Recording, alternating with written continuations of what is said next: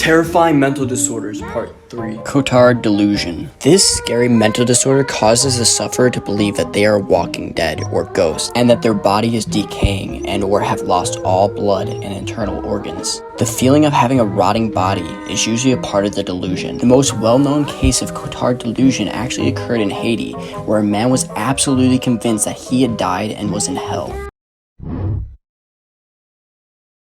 Alright, in my last video, we went through IndieWire's top 135 horror movies.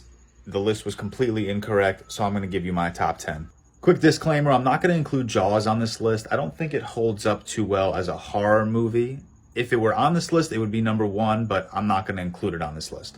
Coming in at number 10, we have John Carpenter's The Thing. This movie is so tense and such a fantastic thrill ride from start to finish. At number 9, we have a modern day horror classic, and that is The Conjuring.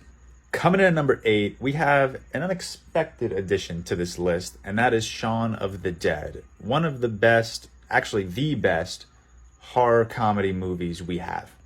At number 7, and a movie a lot of you guys think should go a little higher on this list, and that is Psycho. Number 6, another horror modern day classic, and that is Hereditary, one of my favorite movies of all time. Kicking off our top 5, we have Jordan Peele's entry into the horror genre, and that is Get Out. Number 4, and a movie a lot of people argue should be number 1, and that is The Exorcist. Number 3, we have Silence of the Lambs. At number 2, and one of my favorite horror movies ever, a straight masterpiece, and that is The Shining. And number 1, what I consider to be the greatest horror movie of all time, Alien.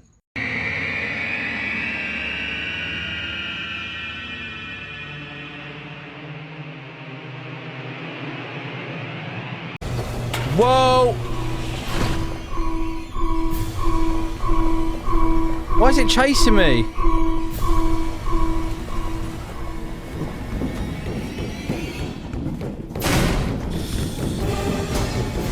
Oh my god, it's coming!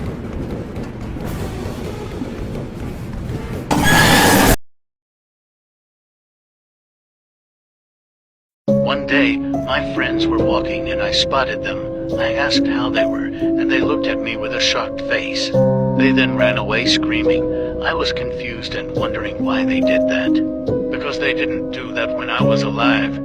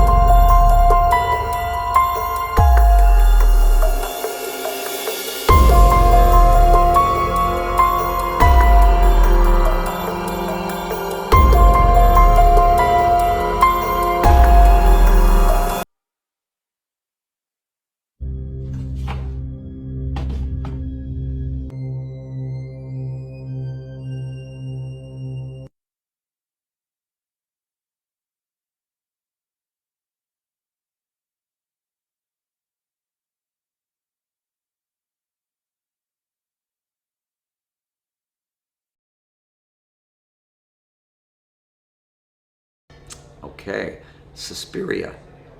Dario Argento making a movie about a little girl in a ballet studio in Italy. And it is just pure creep. It's just creepy. You never do see a monster. And that's what makes it creepy. The really good horror movies are the ones where you don't see the monster.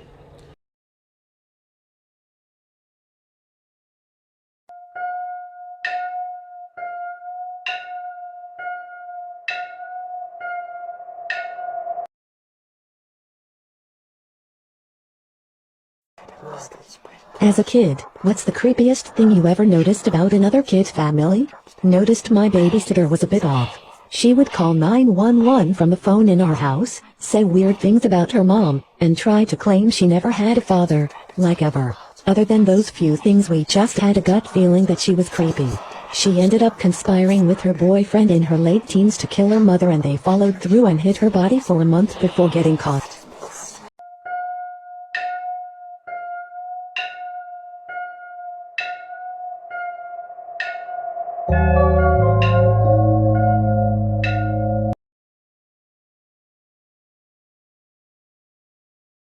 So I just watched the movie Raw from 2016, and this movie's about a young vegetarian who goes to college and tries meat for the first time. And she quickly develops a taste for raw flesh. Doesn't matter where she gets it. Mild spoilers. First of all, as a #psoriasis warrior, I'm disturbed by anything happening to skin in horror movies. And stuff happens to skin in this movie, so it scared me. But also I just thought it was a very tense and wonderfully directed movie. It was super disturbing, I'm gonna think about it for a long time, and I really love the ending. I'm not gonna do this director a disservice by butchering her name, but she did a great job and I can't wait to check out her other work. I give this movie 9 meat girls out of 10. Thank you for your suggestion.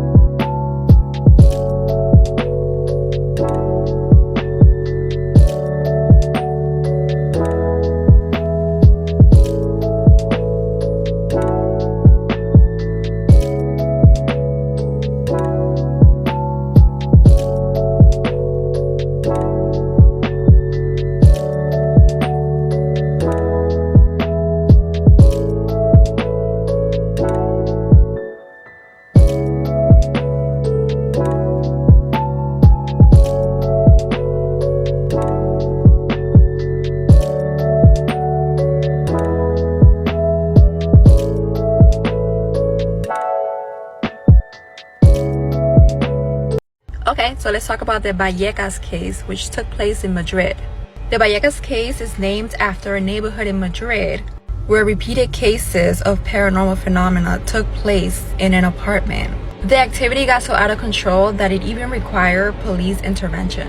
They actually ended up making a Netflix movie about this case. I don't know if you guys have seen Veronica. Okay, so let's just get down to the story. A teenage girl named Estefania Gutierrez Lazaro started to become interested in the paranormal. She decided that she wanted to play the Ouija board. So one day she took the Ouija board to school so she can play with a bunch of her friends. As she was sitting there playing with 2 of her friends, a nun found them. When the nun saw what they were doing, she became so angry that she ripped the board in half. Till this day, the 2 girls that were playing with Estefania say that when the nun ripped the board in half, they saw this black smoke coming out of the glass part of the Ouija board that Stefania ended up inhaling.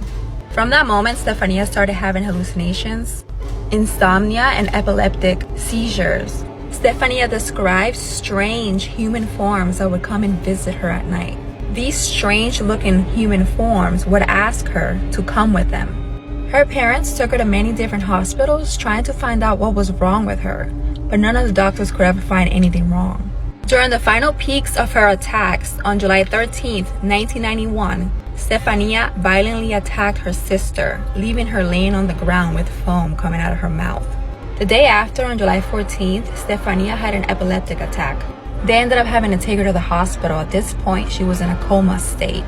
She sadly ended up passing away that night. From the moment that Stefania passed away, the activity in the house escalated. The mother started hearing Estefania's voice screaming, calling her from different rooms of the house.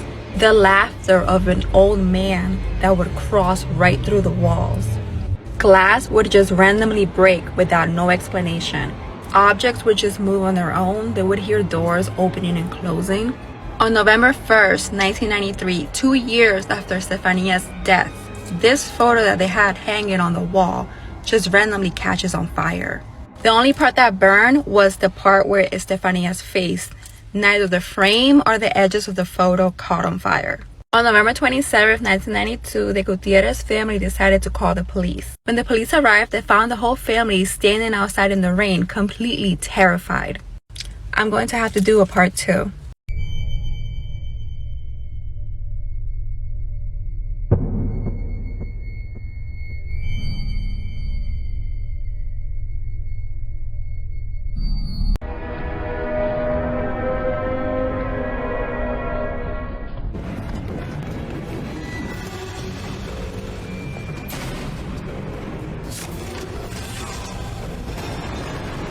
Get your ass wrecked, bitch! Ah!